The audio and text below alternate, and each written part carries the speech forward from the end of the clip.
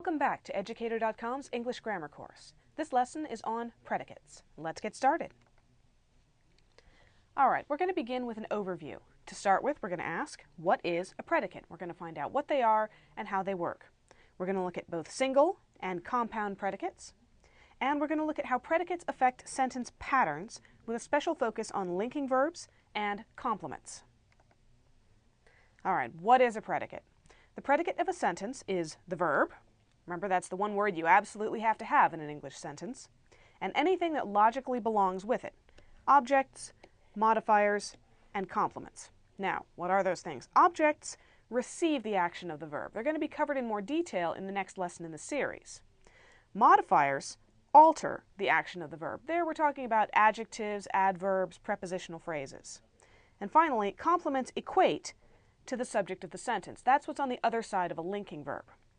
The predicate usually ends the English sentence. It's usually the last part. So we have the sentence here, I love to draw. The subject is I, the verb is love, and the predicate as a whole, the thing that I do, is love to draw. All right, the single predicate. In a sentence with a single predicate, a given subject performs only one action, only one verb.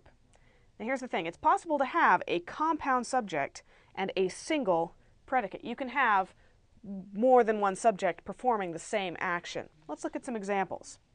A good neighbor helps when asked. The subject here is neighbor. Helps is our verb, and helps when asked is the entire activity, the whole predicate. All right, the bird, our subject, twittered in the tree. Well, twittered is our verb. In the tree is a prepositional phrase, but it's modifying twittered. Where did the bird twitter? In the tree. All right, then we have John Lennon and Paul McCartney wrote many of the Beatles' songs. John Lennon and Paul McCartney. We have a compound subject, two individuals, both named.